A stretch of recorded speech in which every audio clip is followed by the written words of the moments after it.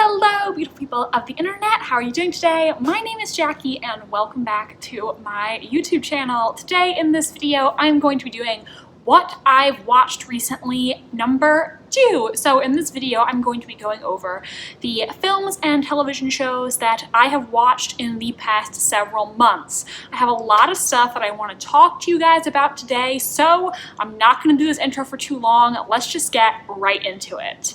The first film that I'm going to be talking about in this video today, I saw a while ago. I saw it while I was in theaters, and that is Knives Out. This is a critically acclaimed movie with an all-star cast, and it is a comedy satire of the mystery genre.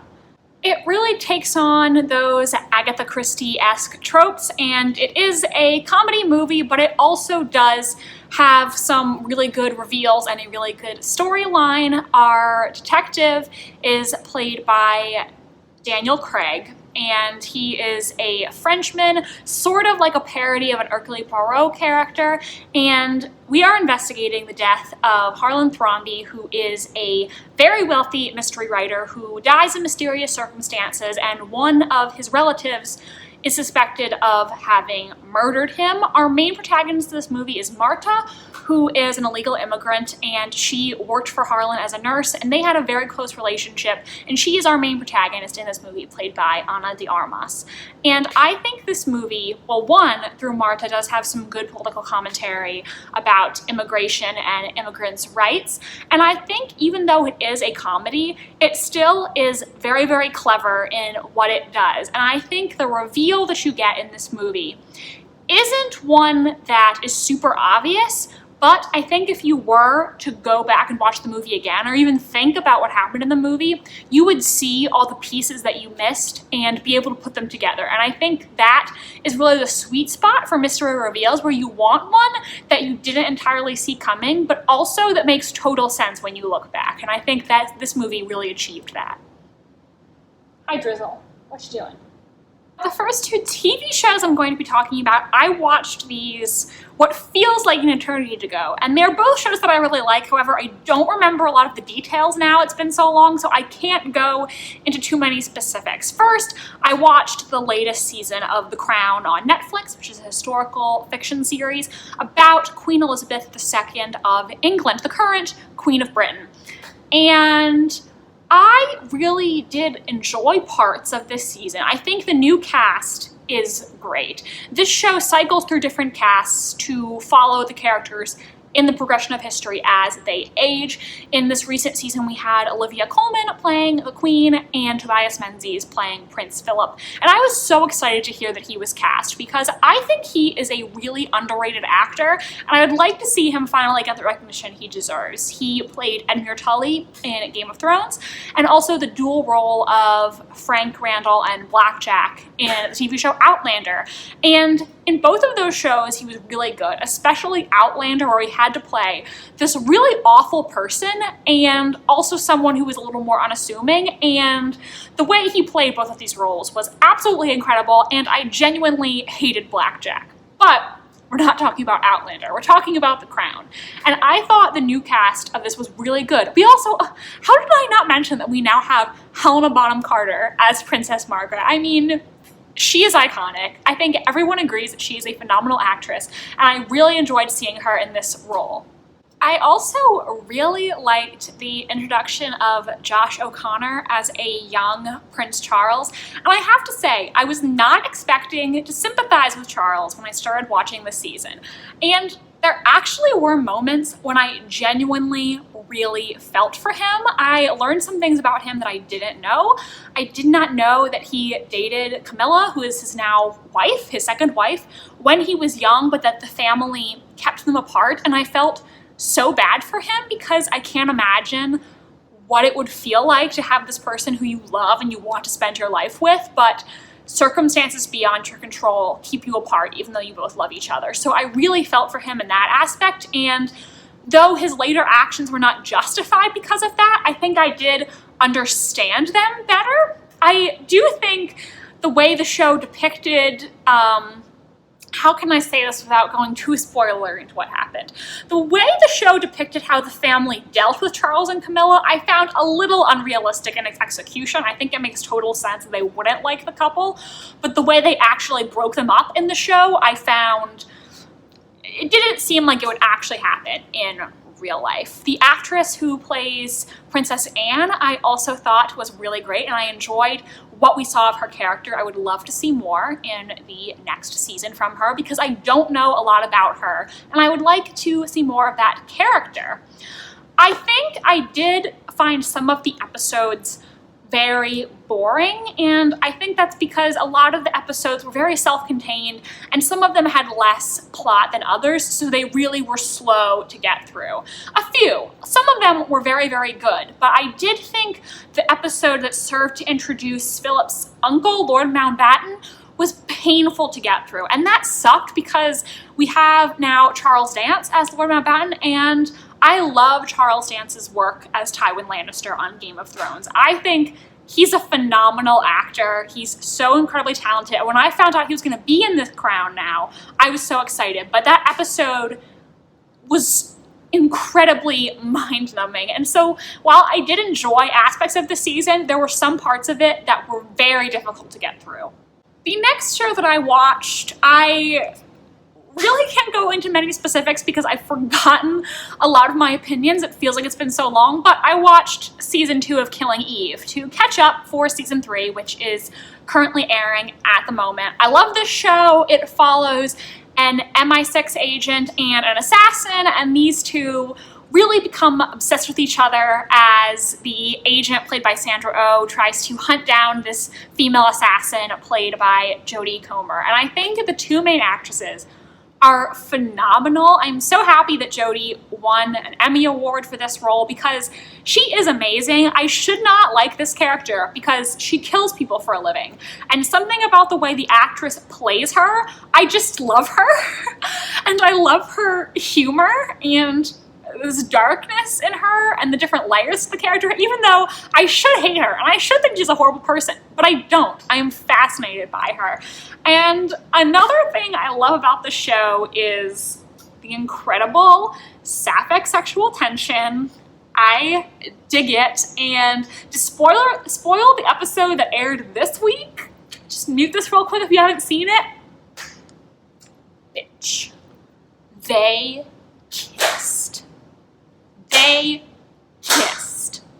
So honestly, to get back on track, I really don't remember that much what I thought about season 2 while I was binge watching it.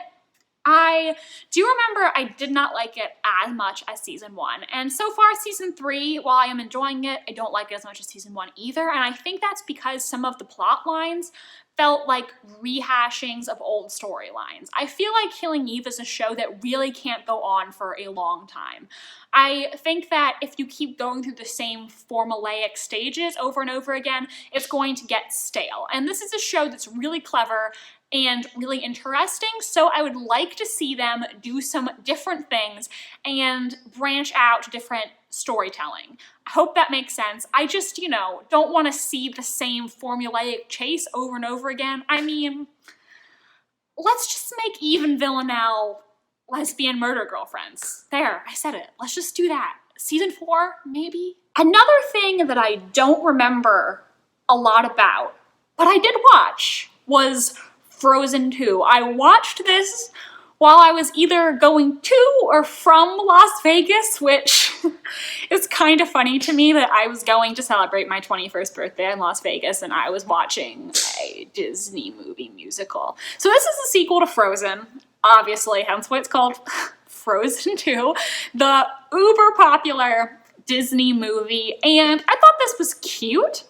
However, not nearly as good as Frozen. I already am forgetting parts of the plot, and I have to say there was not a single song that I can really remember now or that I really enjoyed at the time, but it was still a super cute movie. I loved the scenes together at the beginning with Anna and Elsa and Kristoff, and those were so cute and domestic, and I was living for it. It was adorable. I mean, Kristoff I think he's precious, and so is Anna, and Elsa is a cartoon, and she's way prettier than me. I mean, she has the best hair I've ever seen, real or fictional, probably. Next, the movie that I went to see before all the theaters closed because of coronavirus. The 2020 adaptation of Jane Austen's Emma, directed by Autumn de Wilde. Overall, I really, really enjoyed this. I think it's better than the Gwyneth Paltrow Emma adaptation. So basically, this is a film version of Jane Austen's novel, Emma, which I love, and our title character is a beautiful, wealthy young woman in Regency-era England who loves to set up people in her town. She loves to make matches with sometimes disastrous results because these are people's lives that she's interfering with, and she actually doesn't know everything that she actually thinks she does. There's some nice romance in it, some gorgeous Regency-era gowns. I thought there was some really nice costume design, and the whole movie had this beautiful pastel color palette, which I really enjoyed. This movie also has an amazing cast. We have Anya Taylor-Joy as Emma Woodhouse. She's a huge up-and-coming star. I don't know if I've ever seen anything that she's been in before, but I enjoyed her in this movie. We have Bill Nighy as Emma's dad, Gemma Wellen from Game of Thrones, Callum Turner, Miranda Hart, and Johnny Flynn as Mr. Knightley, who I really enjoyed, even though he looks nothing like how I imagined Mr. Knightley in my mind when I was reading Emma.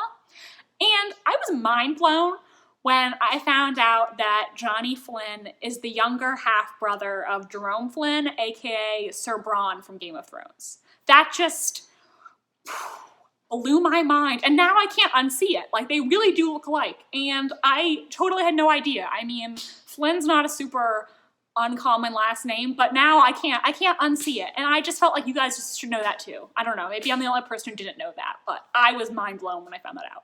Anyways, I'm going off on a tangent. I've really mentioned Game of Thrones a lot in this video so far, considering I'm not reviewing it, but so far I've seen things that have 4 different actors from Game of Thrones in it, and Gemma Wellen's actually in season 3 of Killing Eve, also throw that in there. So I keep referencing it, but you know, I love British film and television, and I always say that every British thing from the past 15 years or so has to have someone from Game of Thrones, Harry Potter, or Downton Abbey, and for peak Britishness, it has to have all 3.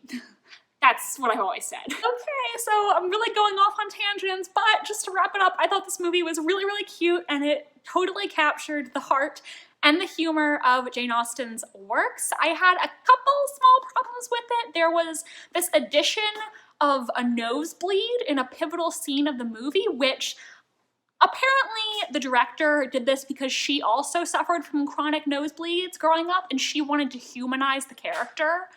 But to me, it was really bizarre and off-putting. I was super into the scene.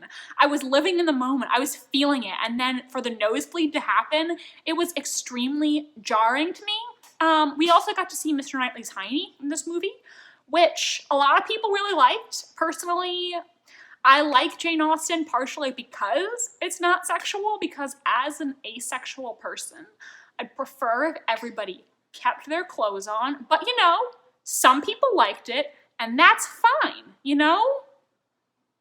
Women get objectified by the media all the time. Like, we might as well get to see a male actor's booty. Like, it's fine. It's fine. Oh god, I still have 2 more things to talk about. I feel like I've been talking forever. Okay, so next, my mom and I, in quarantine, watched The Stranger on Netflix, another British show which has somebody from Downton Abbey in it. Imagine that. So this is based off a book by Harlan Coben. I haven't read it. I've been told that the show goes off in different directions than the book, but I haven't read it. I just watched the show.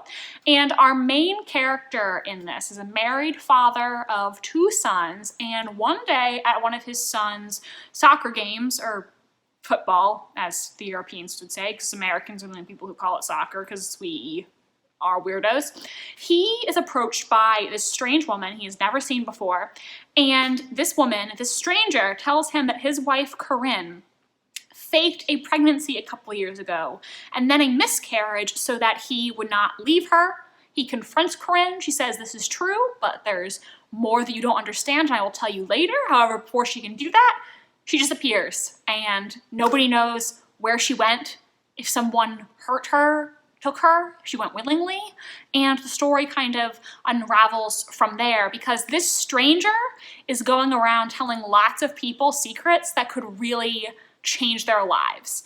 And it was an interesting show. I was constantly wondering what was going to happen next and how all the plot threads are going to come together in the end. And I think it was a very entertaining binge. We got through it really quickly.